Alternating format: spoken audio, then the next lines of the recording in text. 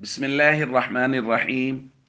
عن أنس رضي الله تعالى عنه قال قال رسول الله صلى الله تعالى عليه وسلم تسحروا فإن في السحور بركة رواہ البخاری۔ نبی کریم صلی اللہ علیہ وسلم نے ارشاد فرمایا، سحری کھاؤ کہ سحری میں برکت ہوتی ہے۔ دوستو، رمضان المبارک رحمتوں اور برکتوں سے بھرپور مہینہ ہے کہ اللہ تعالیٰ کی رحمتیں ہر وقت نازل ہو رہی ہیں۔ نبی کریم صلی اللہ علیہ وسلم نے سحری کھانے والوں کے متعلق فرمایا، ان اللہ و ملائکتہ یصلون علی المتسحرین، اللہ اور اس کے فرشتے سحری کھانے والوں پر رحمتیں نازل فرماتے ہیں۔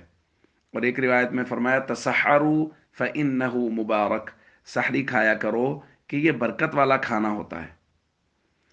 دوستو دیکھیے کیسے اللہ رب العزت رحمت نازل فرما رہے ہیں، اور دیکھیں سحری ہم کیوں کھا رہے ہیں؟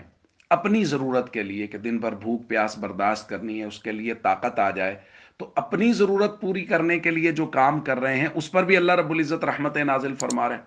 اور سحری کے وقت دعائیں قبول ہو رہی ہیں، رحمتیں نازل ہو رہی ہیں، افطار کے وقت دعائیں قبول ہو رہی ہیں، رحمتیں نازل ہو رہی ہیں، تراویح کے وقت رحمتیں نازل ہو رہی ہیں۔ تو یہ رحمتوں کا مہینہ ہے، برکتوں کا مہینہ ہے۔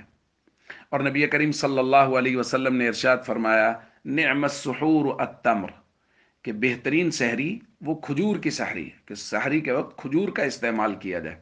ہمارے یہاں افطار کے دسترخوان پہ تو کھجور کا اہتمام ہوتا ہے، سحری کے دسترخوان پہ عام طور پہ کھجور موجود نہیں ہوتی۔ یقیناً نبی کریم صلی اللہ علیہ وسلم کے دور اور زمانے کے حالات بھی مختلف رہے ہوں گے، لیکن جب حضور نے فرما دیا کہ یہ بہترین سحری ہے کھجور کی، تو اس میں لاکھوں حکمتیں پوشیدہ ہیں، اس میں لاکھوں برکتیں پوشیدہ ہیں۔